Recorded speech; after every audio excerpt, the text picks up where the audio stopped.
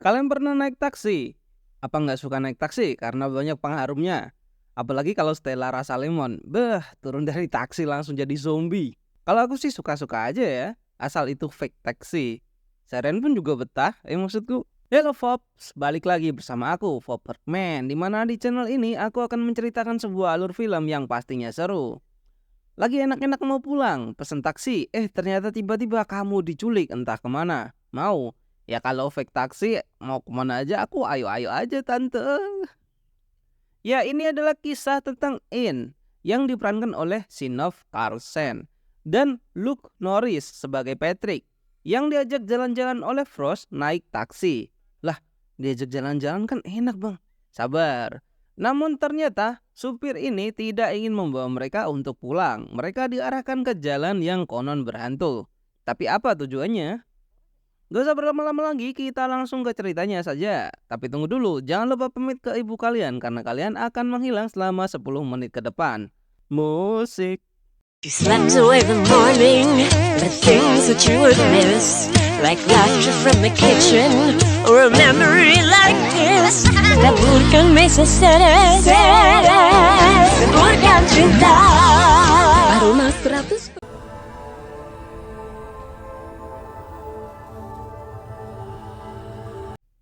Di pembuka film kita diperlihatkan dengan seorang wanita berbaju putih yang sedang berjalan di hutan. Scene berganti dengan seorang wanita yang bernama Anne dan tengah hamil, duduk santuy di belakang taksi di kursi belakang maksudnya. Tiba-tiba Anne dikejutkan dengan sesosok hantu caper yang sedang berpose di pinggir jalan. Namun tiba-tiba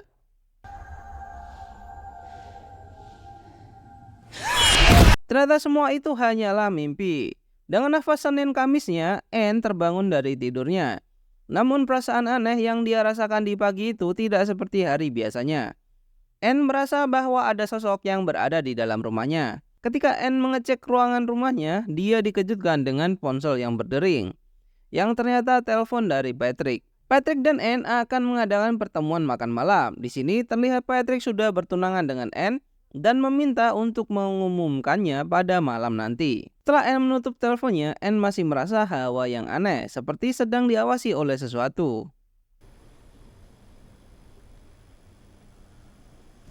Habis bangun tidur, Anne tidak lupa menggosok gigi, tapi lupa merapikan tempat tidurnya dan mandi. Mungkin lupa step-stepnya ya. Nih, gue kasih tahu yang benar. Bangun tidur, ku taruh Mengaret setiap hari. Dan disinilah mereka, Anne dan Patrick dan dua teman lainnya, Jessica dan Ryan, sedang makan malam di sebuah restoran klasik. Di sini Patrick bercerita tentang temannya Ash yang dibuntuti oleh mobil tak diketahui. Yang ternyata itu adalah mobil seorang pembuntit. Bukan Queen pastinya, ini bukan film yang kemarin. Lighting out the front door, yelling, waving his uncle's 9mm pistol around.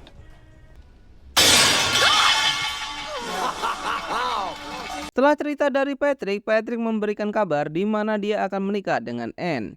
Walaupun sebenarnya Anne belum menyetujuinya.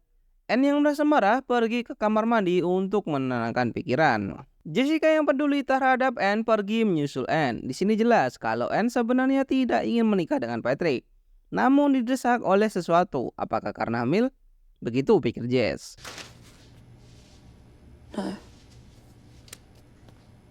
Anne keluar kamar mandi dengan perasaan yang masih kesal, membawa tasnya dan pergi dari restoran meninggalkan mereka. Di luar restoran, Anne memberhentikan taksi. Namun di kursi belakang dia melihat sosok wanita itu lagi. Wanita hantu caper yang berada di dalam mimpinya semalam. Di saat itu juga Jessica mencegah Anne untuk pergi sendiri. Dia akan menemani untuk menginap di rumah. Namun Anne ingin pulang sendiri. Perdebatan pun terjadi. Patrick yang merasa Jessica mencampuri urusan mereka pun marah dan bergegas untuk masuk ke dalam taksi tersebut. Di dalam taksi pun mereka masih bertengkar. Di sini terlihat bahwa Patrick melakukan kesalahan di masa lalu dan Anne belum bisa memaafkannya. Ngapain ya kira-kira? Jangan-jangan sebelumnya Patrick jadi supir fake taksi. Sudahlah, jangan mencampuri urusan orang lain. Lah, gimana tuh? Anne merasa bahwa supir taksi ini mencurigakan. Dia menawarkan agar Patrick keluar dan mencari taksi baru. Namun Anne menolaknya. Supir ini bernama Ian yang diperankan oleh Nick Frost. Dia suka bernyanyi dan suka bertanya, kepoan seperti Lucy di film kemarin. Mungkin dia ayah asli dari Lucy. Ian mengatakan bahwa dia pernah mengantar Anne ketika Anne dari rumah sakit di Santa Maria untuk mengecek kandungannya. Dan disinilah terkuak ternyata Anne benar-benar hamil dan pasti oleh Patrick. Sepanjang jalan, Ian hanya menyindir Patrick yang membuat Patrick semakin kesal. Di tengah-tengah obrolannya, Ian berkata akan berhenti di motelnya untuk menelepon seseorang. Karena dia meninggalkan ponsel di ruangan kamarnya, begitulah ayah yang baik, kata Ian. Patrick dan Anne ditinggal di dalam taksi dengan meteran yang masih berjalan. Dengan masih mendebatkan anak siapa yang berada di kandungan Anne. Ian kembali dengan membawa berita bahwa anaknya sedang sakit parah. Anne yang merasa tidak nyaman meminta Ian untuk membuka pintunya agar dia bisa pulang menggunakan taksi lain. Karena sindiran dari Patrick, Anne pun tidak jadi keluar dari taksi tersebut. Patrick menyuruh Ian untuk mengantarkan Anne pulang ke rumahnya. Ian keluar dari mobilnya dan mencari peta di bagasi mobilnya. Patrick yang tetap ingin keluar menyuruh Ian untuk membuka pintunya. Namun setelah pintu Patrick dibuka, tiba-tiba Patrick langsung diulti menggunakan listrik Zeus. Patrick pun pingsan, Anne berteriak. Ternyata bukan hanya peta yang dia ambil, melainkan tongkat setrum atau apalah itu namanya. Ia mengikat Patrick yang sedang pingsan di pegangan pintu belakang. Untuk berjaga-jaga, Ian juga mengikat tangan Anne dan mengambil ponsel miliknya, menyetrumnya hingga rusak. Ian kembali melajukan mobilnya dengan Patrick yang pingsan dan Anne yang kebingungan. Sampai sekarang aku pun masih bingung mau apa sih Ian. Anne yang ketakutan masih berusaha untuk meminta Ian agar diturunkan di rumah sakit saja melihat Patrick yang masih pingsan. Namun Ian menyangkal bahwa struman itu tidak akan membuatnya meninggoy, hanya pingsan 10 tahun. Enggak bercanda ya kali 10 tahun. Not enough to kill him. Not one zap. Namun belum sampai 10 tahun, Patrick pun terbangun dari pingsannya. Patrick dan Anne menendang kursi depan Ian karena kesal nggak dibukain pintu. Namun Ian malah memainkan setir mobilnya ke kanan dan ke kiri. Di sini Ian bercerita tentang ayahnya yang temperamen saat berkendara mobil di jalan. Hingga akan mengalami kecelakaan dan Ian lah yang disalahkan hingga dipukul. Saat itu Ian masih anak kecil. Melihat mobil yang melaju di sampingnya, Patrick dan Anne mencoba untuk menggedor-gedor jendela berharap mereka mendengar. Namun tidak ada respon. Anne bercerita bahwa melihat seseorang wanita yang berada di belakang kursi. Namun Ian menyangkal bahwa hanya dia seorang di dalam mobil tersebut. Patrick yang takut akhirnya menangis ketakutan. Tentu saja dijadikan bahan olok-olokan oleh Ian. Sehabis menangis, Patrick pun kembali pingsan. Di saat yang sama, Anne bertanya kenapa Ian melakukan ini kepada mereka. Namun Ian hanya menjawab nanti jika waktunya telah tiba. Tiba-tiba Anne teringat di mana dia sedang berada di taksi Ian sesaat ketika dia sedang menuju rumah sakit. Masih dengan kondisi yang sama, Ian bercerita tentang istri dan anaknya dengan menunjukkan foto keluarga mereka yang ditempel di dalam mobil. Anne berusaha mengambil hati Ian dengan mengatakan anaknya akan baik-baik saja. Namun itu tidak mempan, kata Ian. I'm gonna help you. Not now.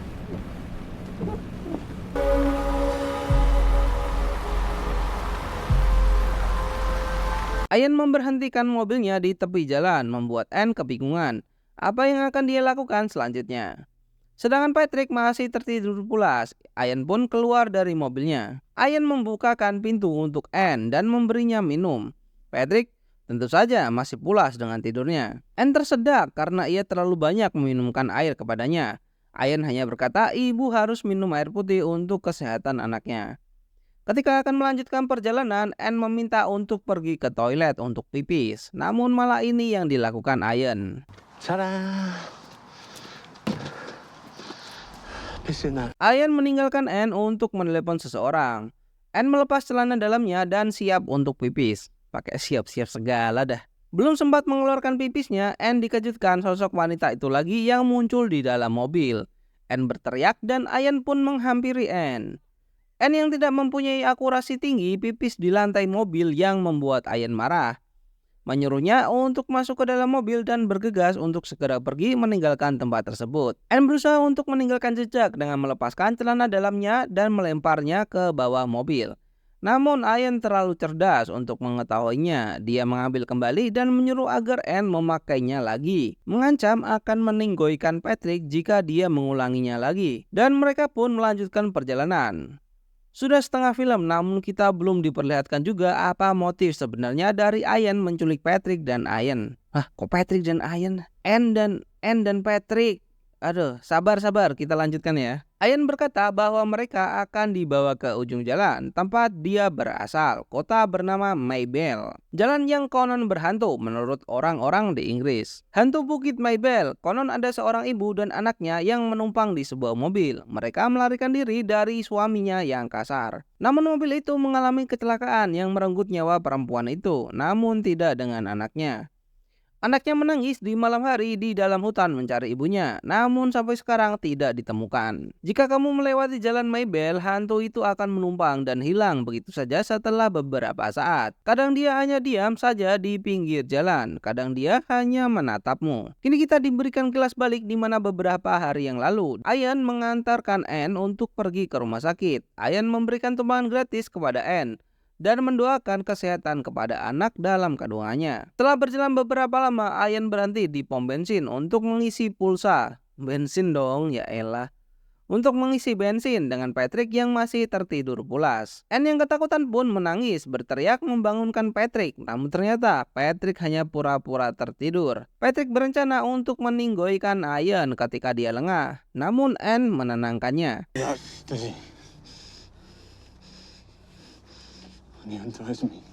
The doctor told me to take care of the baby. Anne termakan oleh omongan Jessica yang mengatakan bahwa Patrick pulang dengan membawa wanita lain. Lantas Patrick menyangkalnya, bagaimana mereka bisa melihat sedangkan mereka sedang tertidur pulas. Anne melihat ada seseorang yang juga sedang mengisi bahan bakar. Anne berniat untuk berteriak ketika Ian kembali dan membuka pintu. Namun sialnya Ian tetap berada di situ setelah mobil tersebut pergi meninggalkan pom bensin. Can you see me? Sepertinya Anne berhalusinasi melihat sosok hantu wanita itu yang sedang berteriak dan sosok Patrick yang tertawa membawa cincin pernikahan mereka. Dan seketika itu pun Anne pingsan. Di tengah pingsannya, Anne berhalusinasi kembali melihat sosok hantu wanita itu yang tengah menari di hutan. Tidak sampai di situ, Anne tiba-tiba flashback di mana dia di dalam sebuah mobil dan sedang hamil. Seketika di pinggir jalan, dia melihat sosok hantu wanita yang berdiri diam di pinggir jalan. Hantu itu masuk ke dalam mobil dan mengelus perut Anne, dan Anne pun terbangun dari pingsannya. Anne yang merasakan perasaan hantu wanita tersebut mendadak menangis, namun Ian akan meninggoikan dia jika tidak diam. Kini mereka melewati sebuah hutan yang sangat gelap dan sepi. Ian menanyakan kepada Anne bahwa Anne pernah melihat sosok hantu wanita tersebut. Ian juga pernah melihatnya di Bukit Maybell. Di sini kita diberikan gambaran pertama kali Ian bertemu dengan sosok hantu tersebut. Berdiri di pinggir jalan dan ketika Ian mempersilahkan masuk, wanita tersebut telah berada di dalam mobil menunjuk ke tengah jalan. Ketika berada di dalam mobil, hantu itu menunjuk foto anak kecil keluarga Ian. Seperti sedang berbicara, namun lambat laun sosok itu berubah menjadi istri Ian. Seperti seolah memberikan pertanda, namun setelah Ian mengeceknya kembali, hantu itu pun lenyap. Ia merasakan seperti seolah hantu itu tak pernah pergi dari mobilnya. Patrick.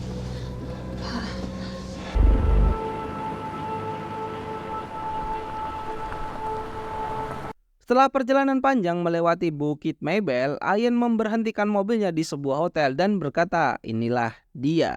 Ian mengeluarkan Anne dengan meninggalkan Patrick yang masih berpura-pura tertidur. Kini Ian membuka ikatan Anne dan memintanya untuk membantu menggotong Patrick yang akan dibawa ke dalam sebuah ruangan. Patrick dibawa masuk ke dalam hotel milik Ian. Ruangan ini yang nantinya akan dipakai untuk Patrick dan Anne sebagai penginapan sementara, kata Ian. Terdapat kulkas yang berfungsi, terdapat kamar mandi namun tidak ada air dan tidak ada televisi. Ternyata dari awal film yang ditelepon Ian adalah istrinya, namun tidak pernah mendapatkan jawaban dan selalu terhubung dengan voicemail. Di luar, sisi jahat Ian masih mempunyai hati yang baik. Dia memberikan bantal kepada Patrick agar lehernya tidak sakit. Ian berkata dia menunggu kita. Dia siapa? Ayan bercerita ketika malam penjemputan pertamanya, waduh siapa nih yang dijemput? Makin penasaran, yuk lanjut. Pada malam penjemputan pertama, ia ketakutan, sangat takut dan setelah itu pergi ke bar untuk meminum banyak sekali whisky. Sepulang itu dia tidur di sofa dengan perasaan yang sangat ketakutan. Lalu mendengar sesuatu di lantai atas, teriakan bayi yang sedang menangis. Ketika Ayan membuka pintu kamar di mana asal suara itu berasal, Ayan kaget melihat hantu itu sedang berdiri di tempat tidur bayi anaknya.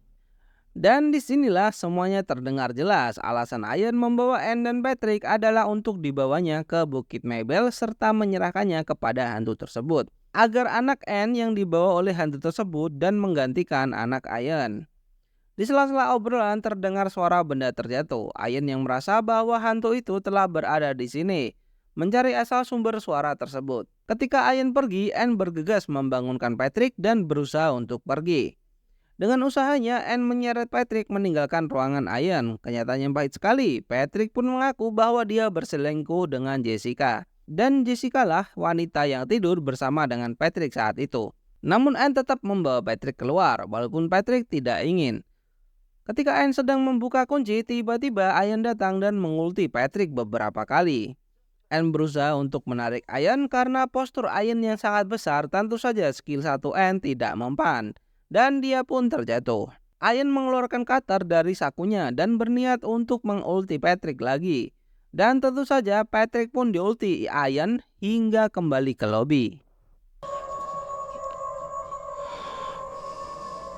Di sini Anne pun lari dikejar oleh Ayan yang siap mengultinya.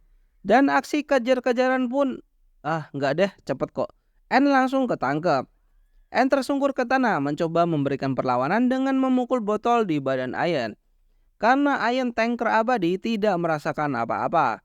Setelah lari maraton, akhirnya Anne bisa sampai di mobil Ayan, bersiap untuk kabur. Namun namanya juga film, Ayan mencengkram Anne dari jendela mobil dan menyeretnya keluar. Dan memberikan skill 1 kepada Anne hingga kejang-kejang. Anne pun pingsan karena terkena skill 1 berkali-kali oleh Ayan.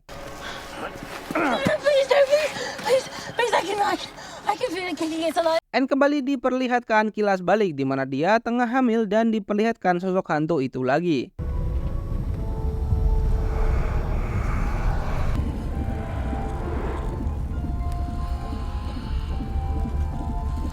Dengan mobilnya, Ayan dan Anne kembali menyusuri Bukit Mabel dengan Anne yang diikat erat menggunakan sabuk pengaman. Ayan kembali bercerita tentang keluarganya di mana ketika Ayan mencari uang menjadi supir taksi, istrinya mengatakan bahwa Ayan tidur dengan banyak wanita dan ingin menceraikannya. Sosok wanita itu merasuki pikiran Ayan dan mengatakan untuk Ayan agar meninggoykan anaknya sendiri. Dan saat itu Ayan membuat perjanjian dengan hantu tersebut akan memberikan bayi Anne namun jangan renggut anak Ayan. Dan disitulah awal semua ini terjadi. Anne yang mendengarkan semua itu hanya bisa pasrah dengan keadaan.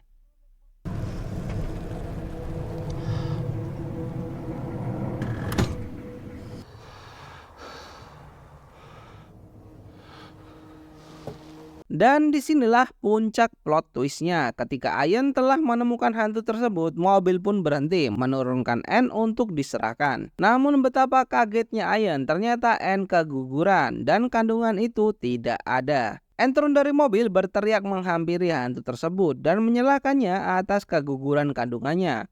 Namun hantu itu pun menghilang sebelum Anne menyentuhnya. Anne berlari ke dalam hutan berusaha mencari hantu tersebut, sedangkan Ayan pergi menggunakan mobilnya.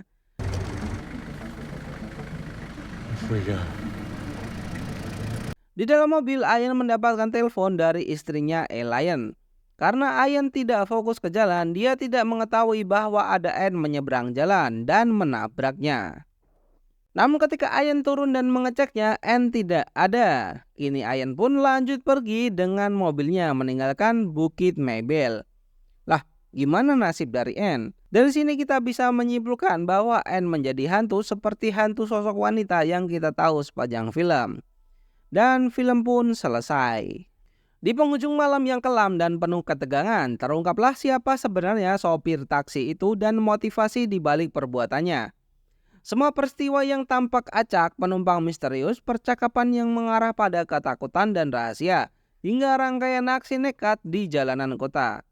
Semua ternyata memiliki pola yang menuntun pada satu tujuan, penebusan dosa di masa lalu. Dengan perjalanan terakhirnya, sopir taksi ini akhirnya dihadapkan pada penumpang yang membuatnya melihat refleksi dirinya sendiri. Seorang penumpang yang membawa kenyataan pahit yang sudah lama ia hindari. Di dalam taksi itu, antara jalanan yang sepi dan keheningan yang mencekam, ia menyadari bahwa selama ini dirinya mencoba melarikan diri dari rasa bersalah yang menuntut pengakuan. Black Cab menutup cerita dengan perasaan campur aduk. Apakah sang sopir akhirnya menemukan kedamaian atau justru semakin terperangkap dalam bayang-bayangnya sendiri? Dengan akhir yang terbuka, penonton dibiarkan menafsirkan sendiri apa arti penebusan dan konsekuensi yang harus dihadapinya. Terima kasih buat kalian yang sudah menonton alur cerita film Black Cab hingga akhir. Tunggu konten-konten berikutnya dari channel ini. Jangan lupa bahagia, jangan lupa subscribe, dan thank you.